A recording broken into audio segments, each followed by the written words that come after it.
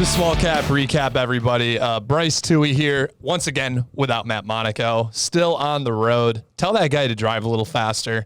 Drives like a grandma.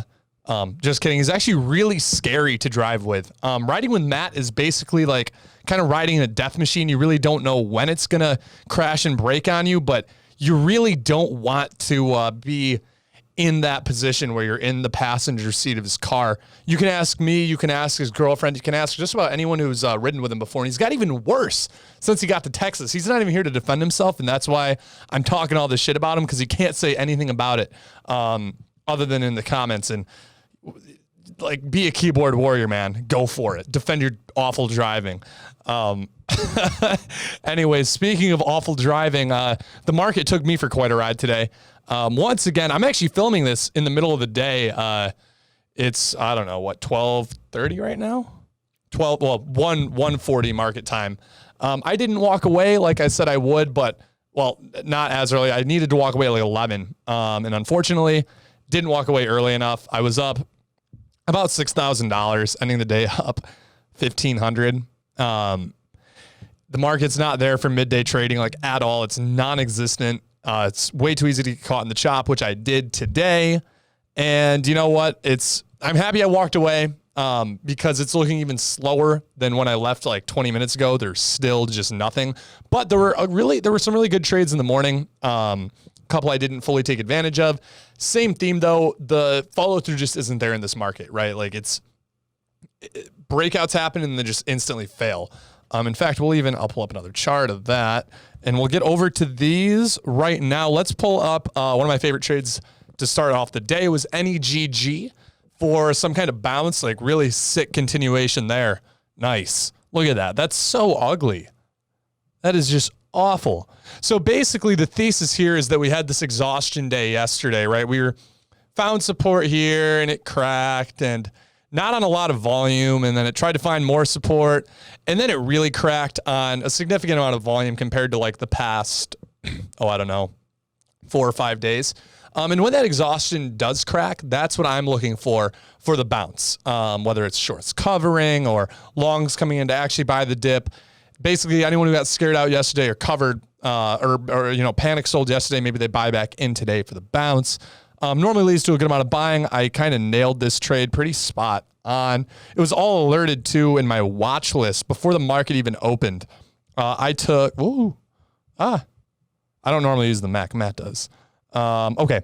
I took 1,500 shares here through this high at daybreak. I actually took 1,500 here and accidentally sold before the low at daybreak, starting the day off with like a $600 loss, but then I re-entered, same share size, 1,500.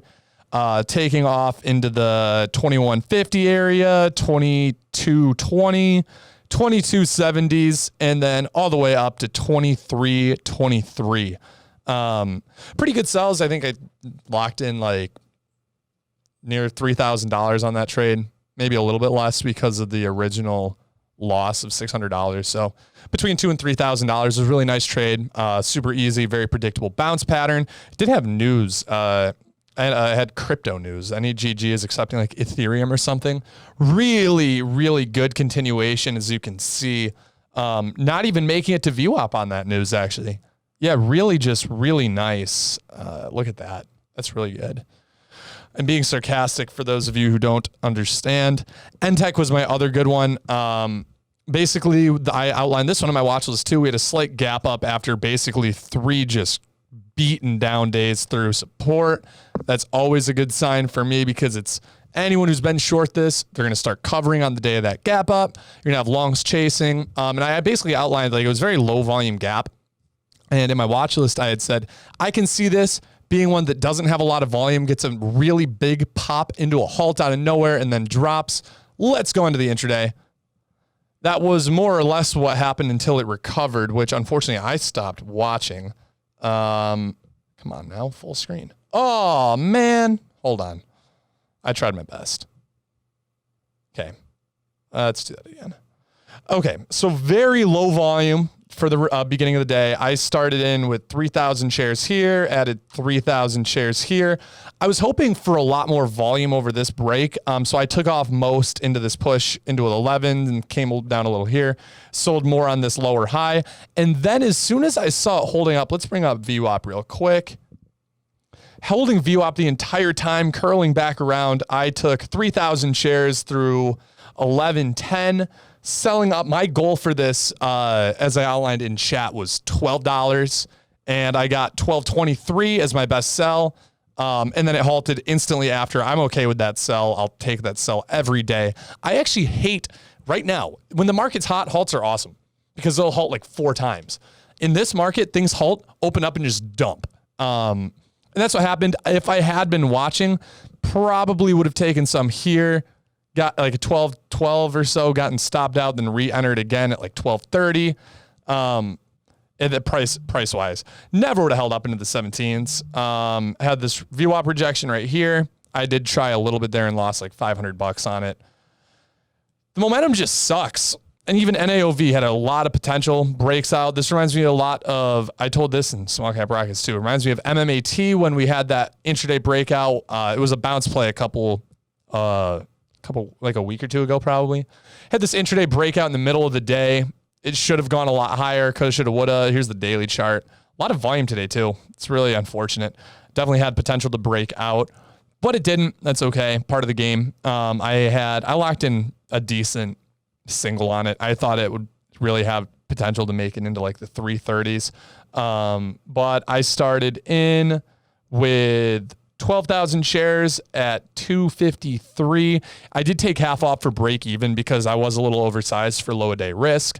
And then I added right here, got up to 10,000 shares, sold half in the 290s and the other half down at like right here on this breakdown, 274. Nice trade though. But these are like the only 3 really great trades that I saw today. Besides that, it was kind of slim pickings still. Not a whole lot going on right now. So I'm happy to walk away. I'm happy to be green. I need to take my own advice and probably leave after like the first hour. You know what I mean? It's not even worth sticking around till like past 11 anymore for me. So that's what I'm going to work on tomorrow. If that's what I'm going to work on tomorrow. Red or green, walk away. Maybe come back for power hour. We will see. And let me know down in the comments below, guys, what was your best trade today? Would you be scared to drive or ride with Matt Monaco? I'm telling you from experience, you really don't want to be part of that. And Matt, let me know in the comments. Try to defend yourself somehow. But like every time I drive with you, we basically just walk into an accident. Okay, guys, that is all. Happy Thursday. Have a good rest of your day. And tomorrow's the end of the week. Enjoy the weekend. Summer's here. Go out and enjoy the sun wherever you are. Until then, sayonara.